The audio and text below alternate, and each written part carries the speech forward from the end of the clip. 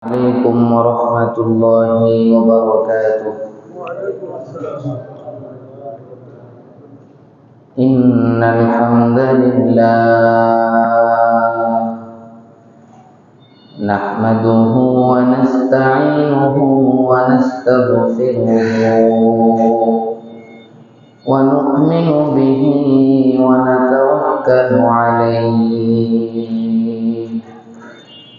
ونعوذ بالله من شرور أنفسنا ومن سيئات أعمالنا. من يهده الله فلا مضل له ومن يضلله فلا هادي له. ونشهد أن لا إله إلا الله وحده لا شريك له. ونشهد أن سيدنا ومولانا محمدا عبده ورسوله الذي أرسله بالحق بشيرا ونذيرا وداعيا إلى الله بإذنه وسراجا منيرا. أما بعد فأعوذ بالله من الشيطان الرجيم. بسم الله الرحمن الرحيم. وقال إني ذاهب إلى ربي سيهدين. رب هب لي من الصالحين. فبشرناه بغلام حليم. فلما بلغ معه السعي قال يا بني إني أرى في المنام أني أذبحك فانظر ماذا ترى. قال يا أبت افعل ما تؤمر ستجدني إن شاء الله من الصابرين. آمنت بالله صدق الله مولانا العظيم وصدق رسوله النبي الكريم. ونحن على ذلك لمن الشاهدين والشاكرين والحمد لله رب العالمين. সকলে মুহাব্বতের সাথে দরুদ ইব্রাহিম পাঠ করুন।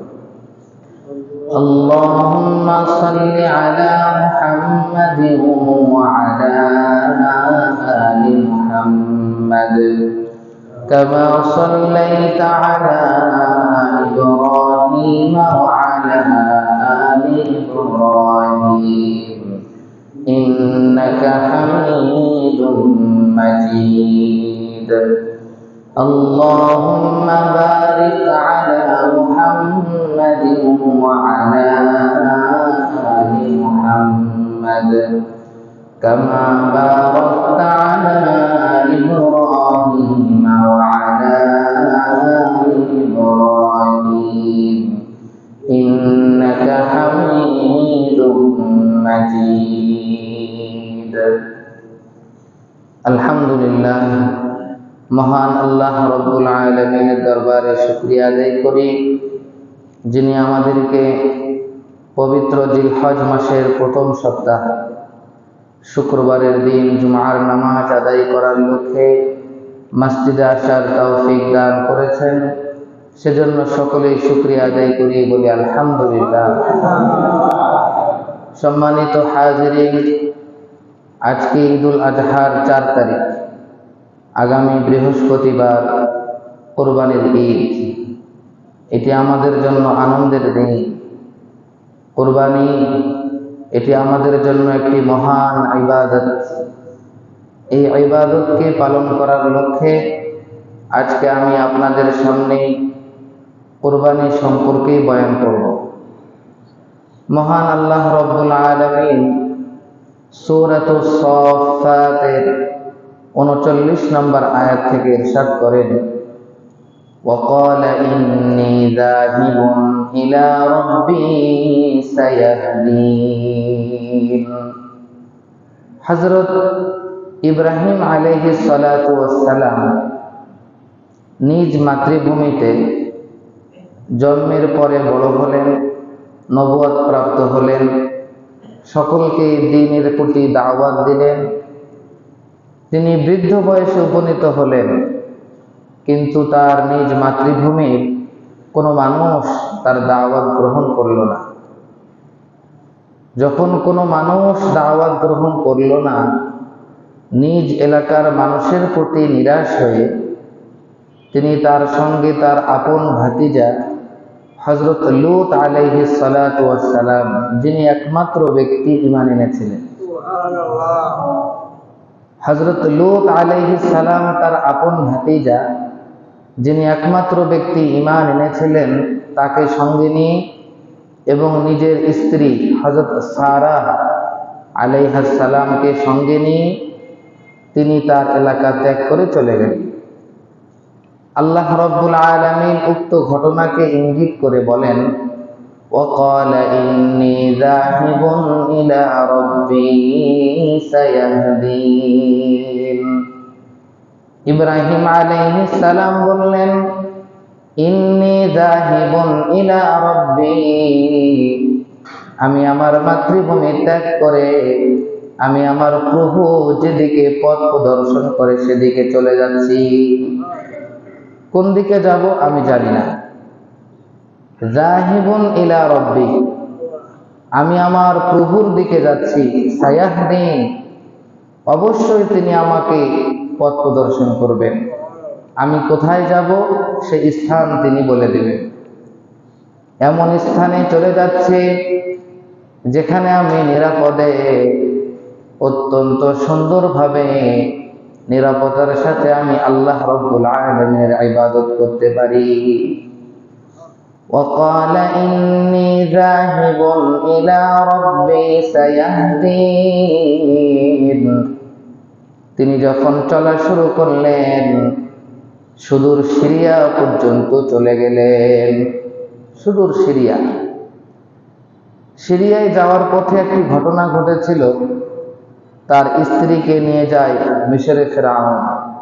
সে ঘটনার দিকে আমি যাব না। হযরত ইব্রাহিম আলাইহিস সালামের স্ত্রী, তার পবিত্রতা স্পষ্ট হওয়ার কারণে তৎকালীন মিশরের যিনি রাজা, মিশরের রাজা যিনি হন, তাকেই ফেরাউন বলে উপাধি দেওয়া হতো। সেই ফেরাউন হযরত সারা রাদিয়াল্লাহু তাআলা আনহা একজন পবিত্র নারী, এটা বুঝতে পেরে সে ফেরাউন নিজের কন্যা হাজেরাকে সারার খেদমতের জন্য দিয়ে দেন, যে আমার মেয়ে হাজেরা এই সারার খেদমত করবে। وَقَالَ إِنِّي ذَاهِبٌ إِلَى رَبِّي سَيَهْدِينِ। আমি আমার প্রভুর দিকে যাচ্ছি, অবশ্যই অবশ্যই তিনি আমাকে পথ প্রদর্শন করবেন, সেখানে আমি যাচ্ছি।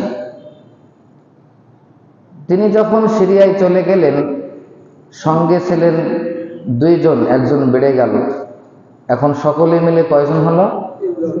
সকলে মিলে 4 জন হলো। কয়জন হলো? 4 জন।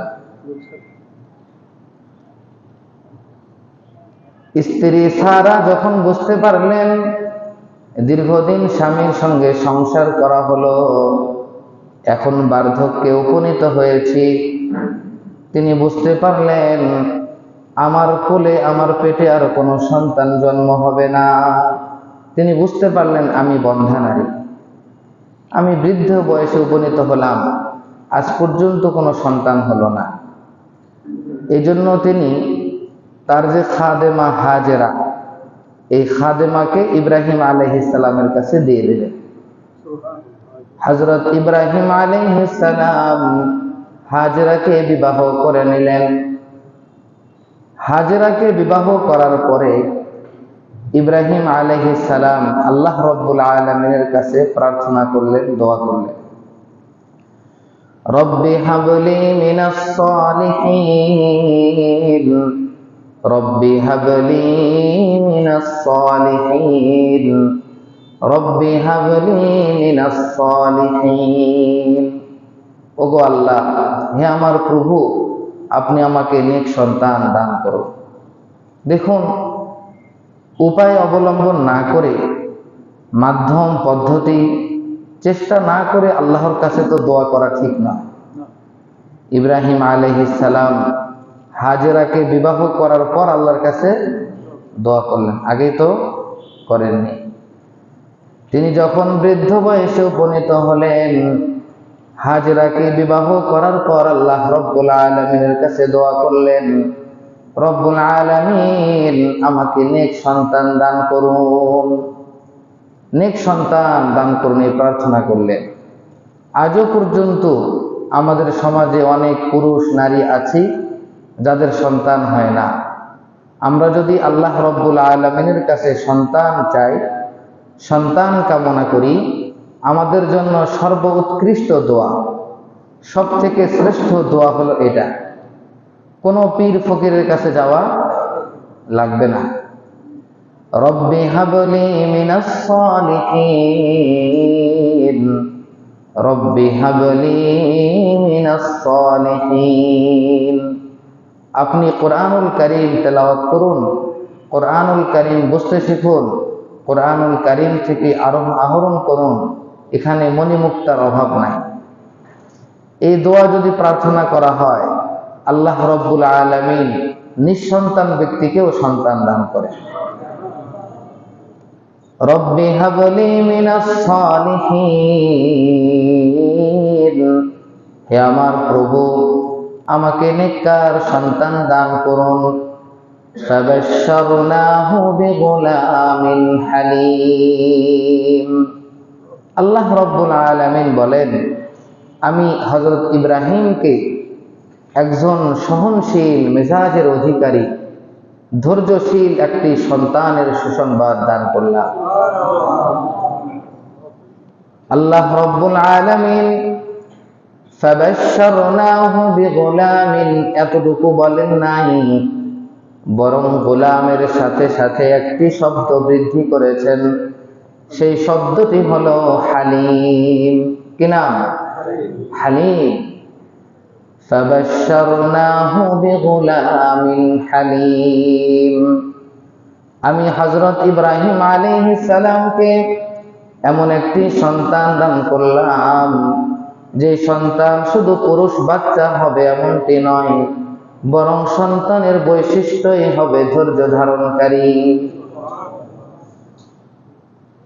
এখান থেকে মুফাসসিরিনগণ বলেন, এই শব্দটি ইঙ্গিত বহন করে পৃথিবীর সূচনা থেকে নিয়ে কিয়ামত পর্যন্ত যত হাজার হাজার লক্ষ কোটি মানুষ এই পৃথিবীতে জন্ম নেবে, আদম সন্তানের মধ্যে থেকে হযরত ইসমাঈল আলাইহিস সালাম যে সন্তান, এই সন্তান পৃথিবীর ইতিহাসে সহনশীলতার যে উপমা পেশ করেছেন, তা পৃথিবীতে আর দ্বিতীয় কোন উদাহরণ কেউ পেশ করতে পারবে না। ফাবাশশারনাহু বিগুলামিন হালিম। আমি হযরত ইব্রাহিম আলাইহিস সালামের দোয়া কবুল করে নিয়ে তাকে এমন একটি বৈশিষ্ট্যপূর্ণ বিশেষত ব্যক্তি দান করলাম, সন্তান দান করলাম, যে সন্তান পৃথিবীর বুকে ধৈর্য ধারণের এমন একটা দৃষ্টান্ত পেশ করবে যা পৃথিবীর ইতিহাসে পাওয়া যাবে না। এমন একটি সন্তান দান করলাম। فلما بلغ معه السعي قال يا بني إني أرى في المنام أني أذبحك فانظر ماذا ترى। এই সন্তানটি আল্লাহ রাব্বুল আলামিন তাকে দান করলেন কত বছর বয়সে? বিভিন্ন কথা আছে, কেউ বলে 87 বছর বয়সে, কেউ বলে 99 বছর বয়সে, বিভিন্ন মতভেদ থাকতে পারে। তবে ইব্রাহিম আলাইহিস সালাম বৃদ্ধ ছিলেন। ফালাম্মা বালাগা মাআহুস সা'য়া, যখন এই সন্তানটি বড় হতে হতে এই বয়সে উপনীত হলো, পিতার সঙ্গে চলাফেরা করতে পারে, পিতার কাজের সহযোগিতা করতে পারে, এই বয়সে যখন উপনীত হলো, মুফাসসিরিনগণ বলেন তার বয়স হয়েছিল 13 বছর। কেউ কেউ বলেন ইসমাঈল আলাইহিস সালাম তখন বালেগ হয়েছিলেন। এই দুইটি কথা পাওয়া যায়। ইসমাঈলের বয়স হয়তো 13 বছর হয়েছিল, কোন কোন মুফাসসির বলেন যে 13 বছর না, আরো একটু বেশি, তিনি বালেগ হয়েছিলেন, প্রাপ্তবয়স্ক হয়েছিলেন। ফালাম্মা বালাগা মাআহুস সা'য়া, হযরত ইসমাঈল আলাইহিস সালাম যখন পিতার সঙ্গে চলতে পারে, এই বয়সে উপনীত হলো, এমন সময় পিতা সন্তানকে ডেকে বলেন, হে বৎস, ইয়া বুনাইয়া, হে আমার প্রিয় পুত্র, ইন্নী আরা ফিল মানামি আন্নী আযবাহুকা ফানজুর মাযা তারা।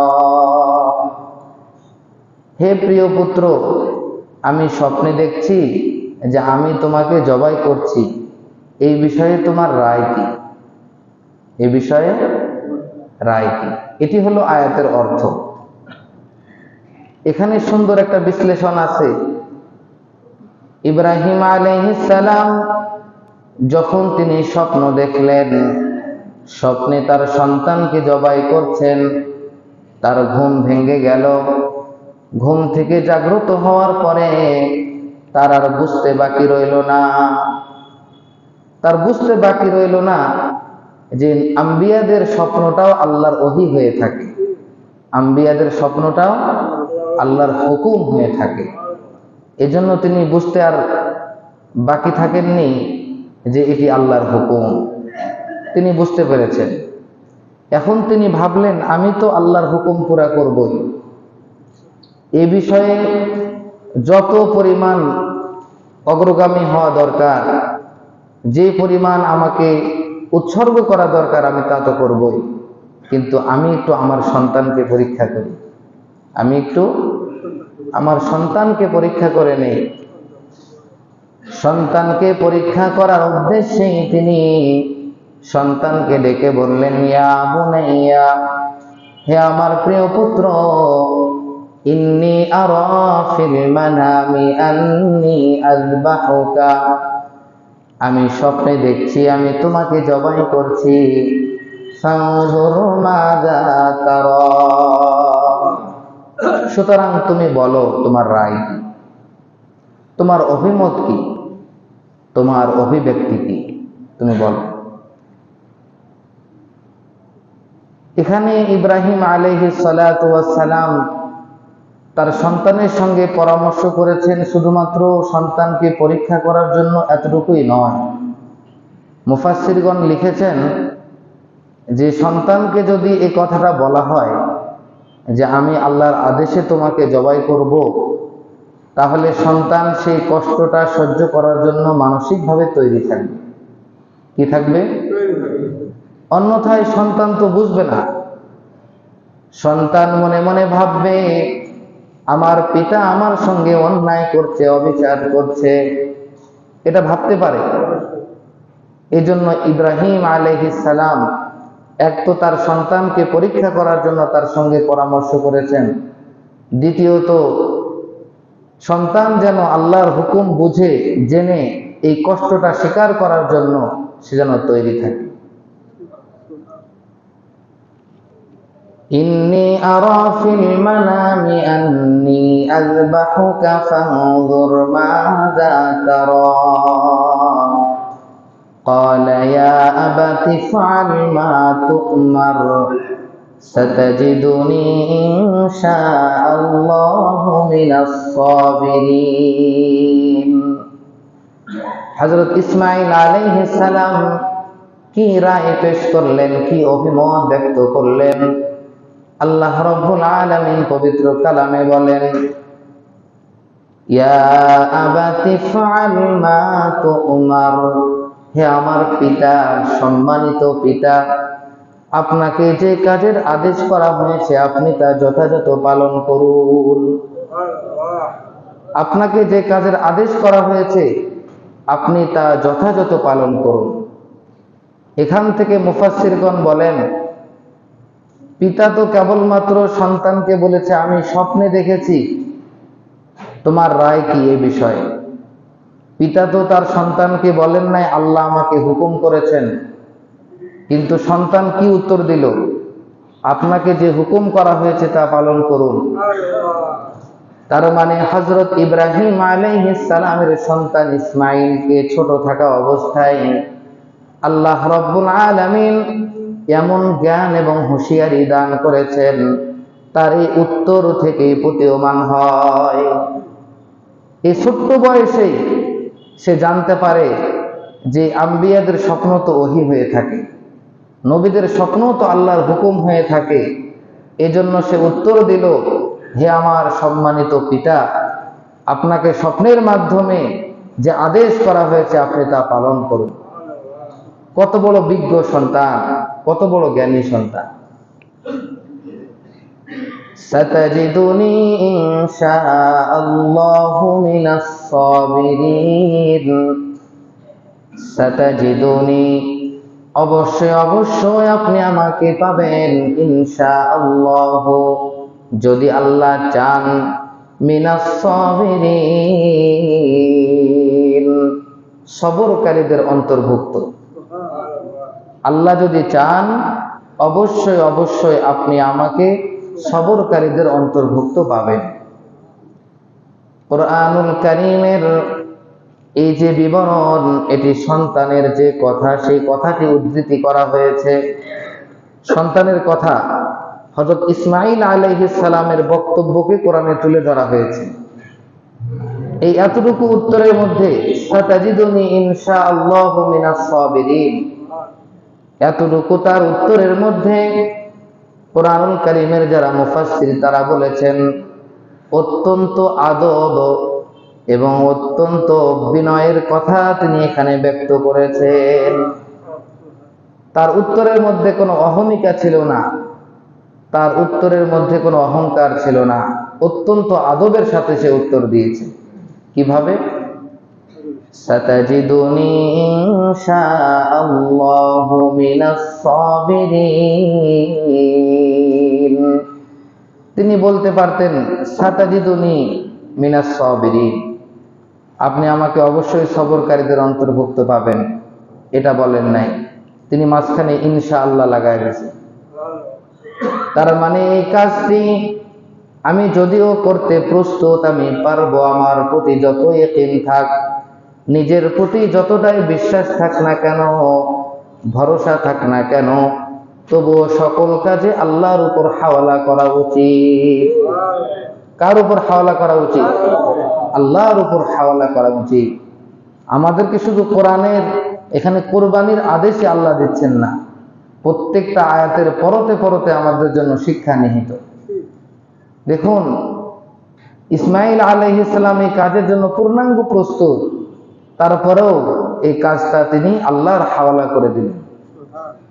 এখানে অত্যন্ত আদবের কথা তিনি বলেছেন, অত্যন্ত আদবের প্রকাশ তিনি করেছেন যে তিনি একজন মুআদ্দাব, তিনি একজন ভদ্র মানুষ।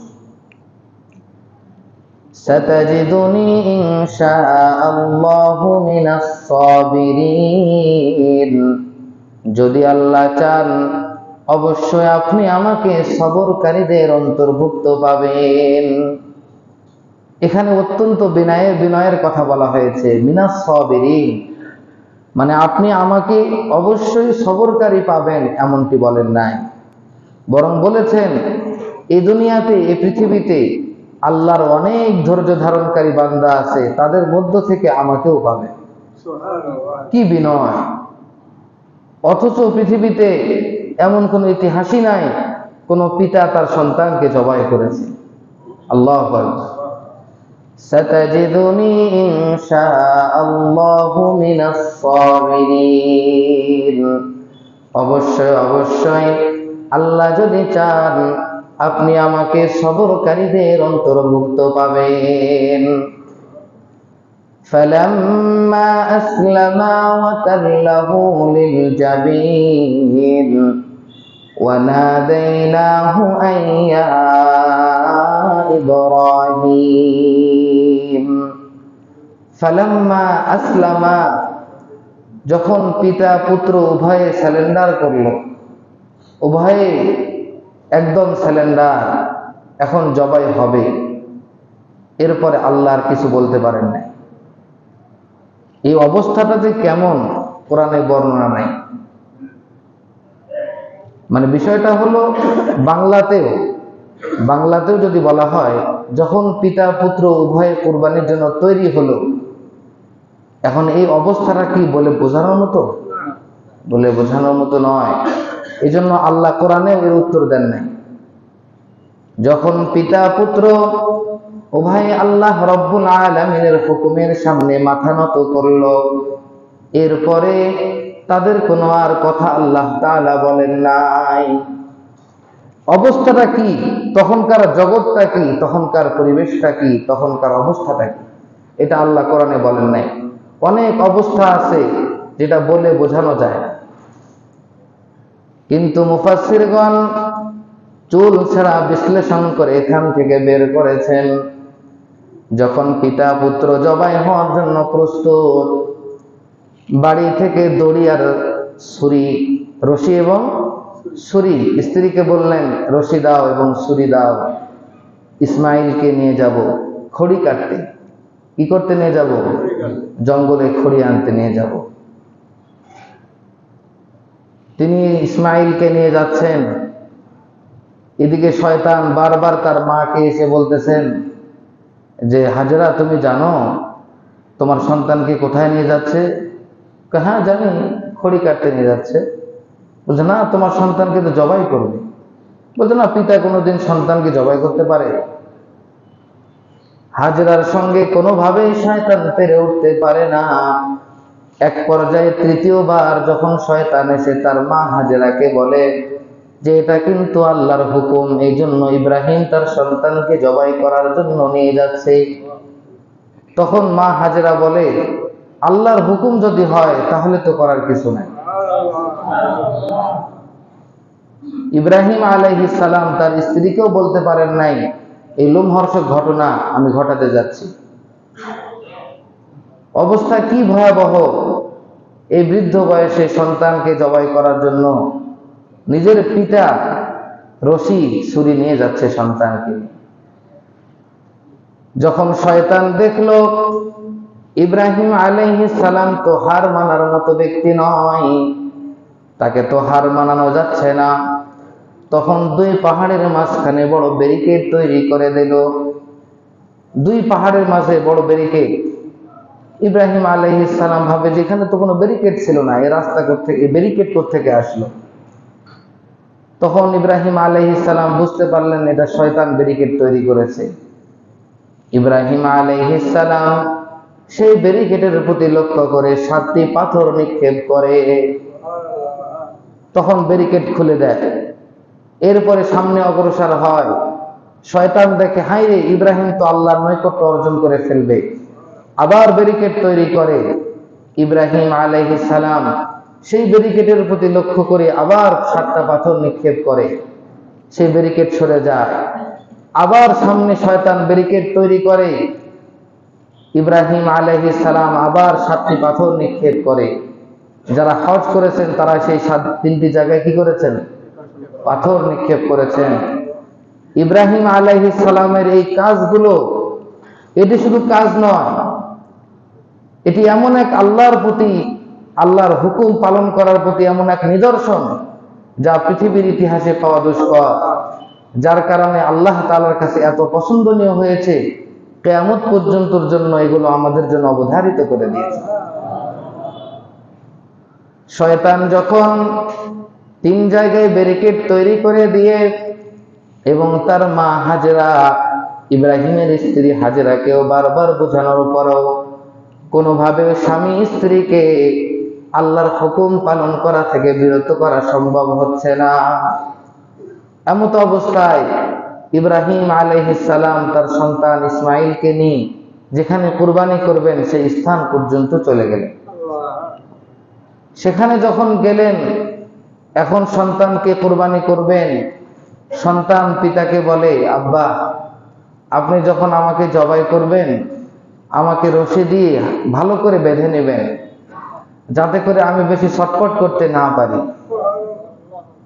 আমি যদি বেশি ছটফট করি, আমি যেন বেশি ছটফট করতে না পারি।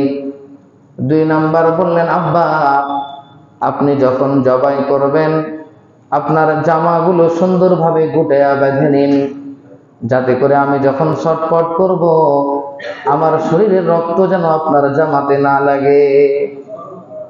আমার শরীরের রক্ত যদি আপনার জামাতে লাগে তখন তো আমার সওয়াব কমে যাবে, আমার সওয়াবের যেন কমতি না হয়, এজন্য আপনি আপনার জামাও গুটিয়ে নেবেন। আর বিষয় হলো, আপনার শরীরে যদি রক্ত লেগে থাকে আর এই রক্ত যদি আমার আম্মার চোখে পড়ে, আমার আম্মা সহ্য করতে পারবে না, এই জন্য আপনি আপনার জামা গুটিয়ে নিন। 3 নাম্বার বললেন, আব্বাজান মৃত্যু বড় কঠিন, মৃত্যু বড় কষ্টকর জিনিস, এই জন্য আপনার ছুরিটাকে ভালোভাবে ধারালো করে নিন, যাতে করে আমার জানটা সহজে বের হয়ে যায়। এটি সন্তান তার বাবাকে বললেন যে ছুরিটা ভালো করে ধারালো করে নিন।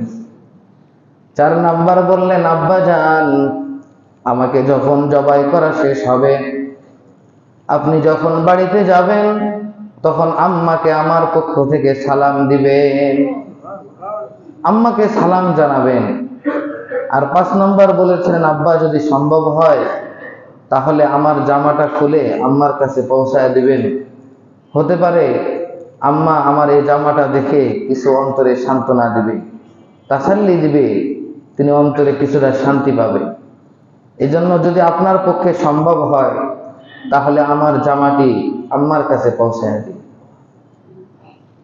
পিতা এই 5টি আরজ, এই 5টি কথা যখন বাবাকে বলে, বাবা তখন উত্তর দেয় যে কত উত্তম সহযোগী আমার এই সন্তান, আল্লাহর হুকুম পালনের ক্ষেত্রে আমার এই সন্তান কতই না উত্তম সহযোগী।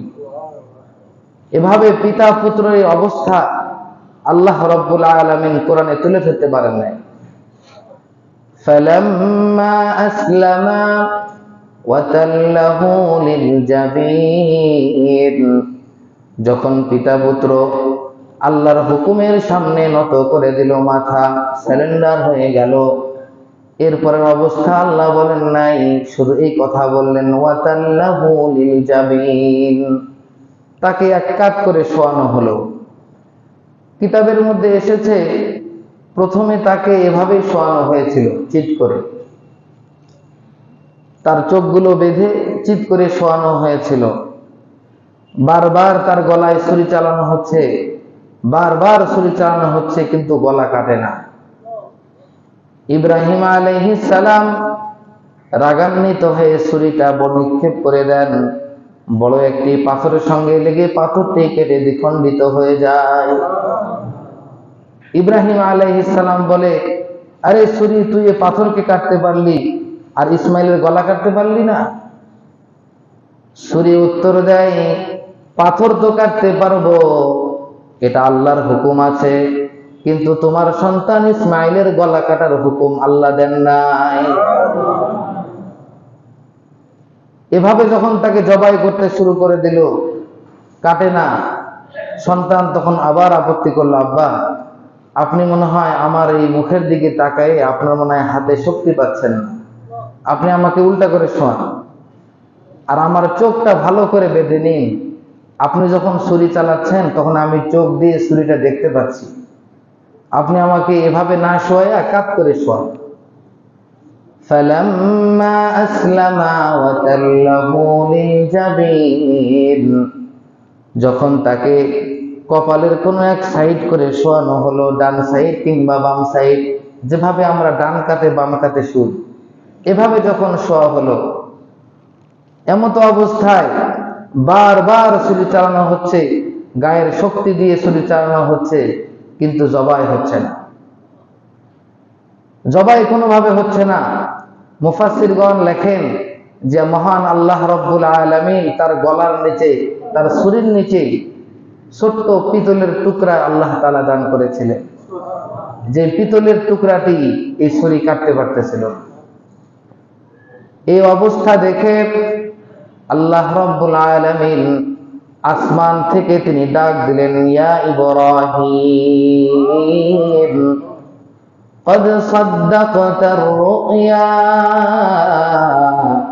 إنا كذلك نجزي المحسنين।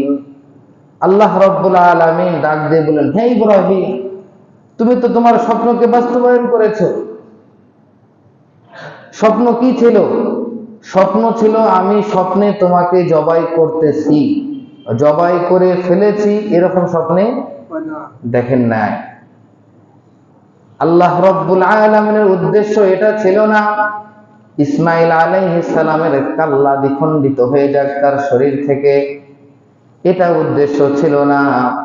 এবং ইব্রাহিম আলাইহিস সালাম বৃদ্ধ বয়সে তার সন্তানকে জবাই করুক, এটাও আল্লাহর উদ্দেশ্য ছিল না।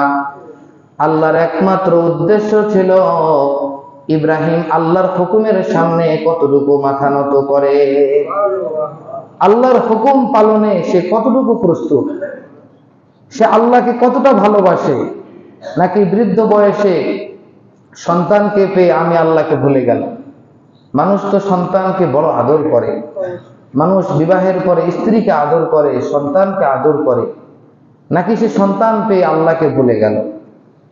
আল্লাহ রাব্বুল আলামিন বললেন, قد صدقت الرؤيا إنا كذلك نجزي المحسنين।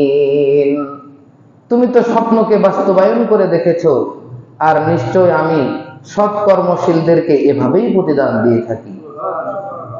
যারা আল্লাহর হুকুমকে পালন করার জন্য সার্বিকভাবে প্রস্তুতি নেবে, আল্লাহ রাব্বুল আলামিন দুনিয়াতেও তাদেরকে ক্ষতির থেকে হেফাজত করবে এবং আখিরাতেও আল্লাহ তাআলা পূর্ণাঙ্গ প্রতিদান দান করবে। দেখুন এই ঘটনাতে ইব্রাহিম আলাইহিস সালাম ইসমাঈলকে জবাই করার জন্য, আল্লাহর হুকুম পালন করার জন্য সামান্য পরিমাণ কোন রকমের ত্রুটি করেন নাই, যার কারণে আল্লাহ রাব্বুল আলামিন তাকে দুনিয়াতে ক্ষতিগ্রস্ত করেন নাই। ইসমাঈল যদি জবাই হয়ে যেত তাহলে এই পিতা ক্ষতিগ্রস্ত হতো, কিন্তু দুনিয়াতেও তাকে ক্ষতিগ্রস্ত করেন নাই। আল্লাহর হুকুমটা যথাযথ পালন করার জন্য প্রস্তুত থাকার কারণে আখিরাতেও তার সামান্য পরিমাণ সওয়াবের কমতি হয় নাই, সামান্য পরিমাণও কি হয় নাই, সওয়াবের কমতি হয় নাই। ইন্না কাযালিকা নাজজিল মুহসিনিন ওয়া তারাকনা আলাইহি ফিল আখিরিন সালামুন আলা ইব্রাহিম। আল্লাহ রাব্বুল আলামিন বলেন, এই যে বিশাল ঘটনা, এই ঘটনাটা কি ছিল? ইন্না হাযা লাহুয়াল বালাউল মুবিন। নিশ্চয় এই ঘটনাটি মহান একটি পরীক্ষা ছিল। কি ছিল? একটি মহান পরীক্ষা ছিল। বালাউল মুবিন, বালা মানে বড় বালা মুসিবত, মুবিন মানে স্পষ্ট, অনেক বড়, অনেক বড় একটা পরীক্ষা ছিল ইব্রাহিমের জন্য। এটি সামান্য পরীক্ষা ছিল নাকি? ওয়াফাদাইনাহু বিযিবহিন আযীম। আল্লাহ রাব্বুল আলামিন বলেন, ইব্রাহিম শত চেষ্টা করছে সন্তানকে জবাই করার জন্য। আমার উদ্দেশ্য সন্তান জবাই হওয়া নয়, আমি সেখানে জান্নাত থেকে একটি দুম্বা প্রেরণ করলাম, এই দুম্বাটি দ্বিখণ্ডিত হয়ে জবাই হয়ে গেল। সে সময় যদি ইসমাঈল আলাইহিস সালাম জবাই হয়ে যেত, আল্লাহ রাব্বুল আলামিন কিয়ামত পর্যন্তর জন্য প্রত্যেকটা পিতার জন্য ফরজ করে দিতেন, ওয়াজিব করে দিতেন, সে যেন তার সন্তানকে জবাই করে। কিন্তু আল্লাহ রব্বুল আলামিন এটা চাননি, এটা করেননি। ওয়াতারাকনা আলাইহি ফিল আখিরিন, এই দুম্বাটি জবাই হয়ে গেল। এই বিষয়টি আল্লাহ রব্বুল আলামিন কিয়ামত পর্যন্তর জন্য রেখে দিলেন। কিয়ামত পর্যন্তর জন্য এই আমলকে আমাদের জন্য রেখে দিলেন, যে এখন থেকে মানুষ কিয়ামত পর্যন্ত তার সম্বল অনুযায়ী উট, গরু, মহিষ, ছাগল, ভেড়া, তার যে পরিমাণ সামর্থ্য হয়, যারা সামর্থ্যবান তাদের উপরে আল্লাহ তাআলা এই কুরবানির দিন কুরবানি করাকে ওয়াজিব করে দিয়েছে। সালামুন আলা ইব্রাহিম, আর ইব্রাহিম আলাইহিস সালামের উপর আল্লাহর শান্তি এবং সালাম নাজিল হতে থাক। এই দোয়াটি কে করে দিলেন? আল্লাহ রাব্বুল আলামিন করে দিলেন। আজকে আমরা যতবার ইব্রাহিম আলাইহিস সালামের নাম নিই, ততবার আলাইহিস সালাম বলি, তার উপরে শান্তি বর্ষিত হোক, তার উপরে শান্তি বর্ষিত হোক। আমরা ইব্রাহিম যতবার নাম বলি তার জন্য শান্তির দোয়া করি। সালামুন আলা ইব্রাহিম কাযালিকা নাজজিল মুহসিনিন। ইব্রাহিম আলাইহিস সালাম যদি আল্লাহ রব্বুল আলামিনের হুকুম পালন করার জন্য তার বৃদ্ধ বয়সে একমাত্র সন্তানকে আল্লাহর হুকুমে জবাই করতে পারে, তাহলে আমরা যারা সামর্থ্যবান, আমরা কুরবানির দিন পশু কুরবানি করতে কি পারবো? আমরা সকলেই বলি ইনশাআল্লাহ। আমাদের যাদের সামর্থ্য আছে আমরাও কুরবানি করব। তো কুরবানির এই হলো ইতিহাস। কুরবানির অনেক মাসআলা মাসাইল আছে, অনেক ধরনের, অনেক প্রকারের বিভিন্ন সাইটের মাসআলা আছে। এগুলো এখন অতগুলো বলা যাবে না। এখন আমাদের কিছু আমল আছে। আমি যেহেতু গত জুম্মায় ছিলাম না, এই যে 10টা দিন চলছে জিলহজ মাসের প্রথম 9 দিন, এই 10 দিন আল্লাহ তাআলা শপথ করে বলেছেন বড় সম্মানিত দিন, বড় মর্যাদাবান দিন। এই দিনগুলোতে যে কোনো আল্লাহর বান্দা একটি দিন যদি রোজা রাখে, আল্লাহ তাআলা 1 বছর রোজা রাখার সওয়াব দান করবেন। আর কোন আল্লাহর বান্দা যদি এই রাতগুলোর মধ্যে, 10টি রাতের মধ্যে কোনো একটি রাত ইবাদত করে, আল্লাহ রব্বুল আলামিন 1 বছর রাত্রে 1 বছর ইবাদত করার সওয়াব দান করবে। আর কোন আল্লাহর বান্দা যদি 9 তারিখের দিন, আরাফার দিন, অর্থাৎ আমাদের বাংলাদেশে যেহেতু বৃহস্পতিবারে ঈদ, বুধবার 9 তারিখ, এই আরাফার দিনে কোনো ব্যক্তি যদি রোজা রাখে, নবীজি সাল্লাল্লাহু আলাইহি ওয়াসাল্লাম বলেছেন, সিয়ামু ইয়াউমি আরাফাতা আহতাসিবু আলা আল্লাহি আন ইউকাফফিরাস সানাতাল্লাতী ক্বাবলাহু ওয়াস সানাতাল্লাতী বা'দাহু। নবীজি বলেছেন, আরাফার দিনের রোজা, 9 তারিখের রোজা কোন আল্লাহর বান্দা যদি রাখে, তাহলে আমি আল্লাহর কাছে আশা করি আল্লাহ তাআলা সেই বান্দার আগের 1 বছরের এবং পরের 1 বছরের গুনাহ মাফ করে দিবেন। এই জন্য 9 তারিখ আমাদের কাছে বড় গুরুত্বপূর্ণ। শুধু 9 তারিখের এতটুকুই ফজিলত না, বরং 9 তারিখের দিন আল্লাহ রব্বুল আলামিন সারা বছরের মধ্যে এই 9 তারিখের দিন যত মানুষকে আল্লাহ তাআলা ক্ষমা করেন, এই বছরের কোনো দিন এত মানুষকে আল্লাহ ক্ষমা করবেন না। এই 9 তারিখের দিনটাই মূলত হজের দিন। আরাফার দিবসে মানুষ একত্রিত হয়, বড় বড় জাহান্নামীদেরকে, পাপীদেরকে আল্লাহ তাআলা নিষ্পাপ করে দেন। এই জন্য বড় গুরুত্বপূর্ণ দিন আমাদের সামনে এই 9 তারিখ। এই 9 তারিখে আল্লাহ তাআলা রোজা রাখার তৌফিক দান করুন। আমাদের এখানে আরেকটি আমল আছে, সেটি হলো তাকবীরে তাশরীক। তাকবীরে তাশরীক এটি হলো 9 তারিখ তথা আগামী বুধবার ফজর থেকে নিয়ে 9, 10, 11, 12, 13 তারিখ আসর পর্যন্ত সর্বমোট 23 ওয়াক্তে প্রত্যেক ফরজ নামাজ যদি জামাতের সাথে পড়েন, জামাতের সাথে না পড়লে না, প্রত্যেক ফরজ নামাজ যদি জামাতের সাথে পড়া হয়, তাহলে এই জামাতের সঙ্গে নামাজ পড়ার পরে একবার তাকবীরে তাশরীক বলা ওয়াজিব। সকলে তাকবীরে তাশরীকটা পাঠ করি। আল্লাহু আকবার, আল্লাহু আকবার, লা ইলাহা ইল্লাল্লাহ, আল্লাহু আকবার, ওয়ালিল্লাহিল হামদ। এই তাকবীরে তাশরীক এটি ইমাম আবু হানিফার মতে, হানাফি মাযহাবে মহিলারা যেহেতু জামাতে আসে না, মহিলাদের উপর ওয়াজিব না, বাকি পড়তে নিষেধ নাই, পড়তে নিষেধ নাই। বরং উলামায়ে কেরামগণ কিতাবে লিখেছেন, যখন থেকে জিলহজ মাসের চাঁদ উঠেছে তখন থেকে যত পারে বেশি বেশি আলহামদুলিল্লাহ, আস্তাগফিরুল্লাহ এবং এই তাকবীরে তাশরীক বেশি বেশি যে যত পাঠ করতে পারে, যত পাঠ করবে তত লাভ। তো এই তাকবীরে তাশরীক এটি একবার বলা ওয়াজিব, এর অধিক বলা জরুরি না, একবার বললেই হয়ে যাবে ফজরের পর। এবং যারা মুসাফির থাকে, মুসাফিরদের জন্য এটা বলা ওয়াজিব না।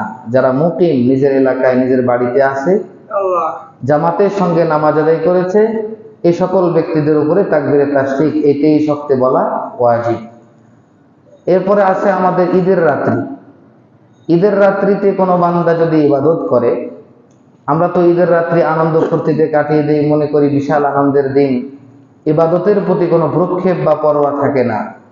কিন্তু হাদিস শরীফে এসেছে, যে ব্যক্তি ঈদের 2 রাত্রিতে ইবাদত করবে, কাল কিয়ামতের দিন যখন সারা পৃথিবীর সকল মানুষের অন্তর মরে যাবে, ওই ব্যক্তির অন্তর মরবে না যে ব্যক্তি ঈদের রাত্রি জাগরণ করে ইবাদত করেছে। এই জন্য আমরা ঈদের দিন পর্যন্ত, আমি আপনাদেরকে যতটুকু পারলাম আপনাদের সামনে বয়ান করলাম। এরপরে ইনশাআল্লাহ ঈদের দিন ঈদের নামাজ হবে সকাল 7:30 আল্লাহ যেন তৌফিক দান করেন। সকলেই আমরা চলে আসব কমপক্ষে 1 ঘন্টা আগে। 7:30 আমাদের জামাত অনুষ্ঠিত হবে। এরপরে ঈদের দিনে আল্লাহ তাআলা যতটুকু পারেন কিছু মাসআলা মাসাইল বয়ান করার চেষ্টা করা হবে। আল্লাহ তাআলা তৌফিক দান করুন।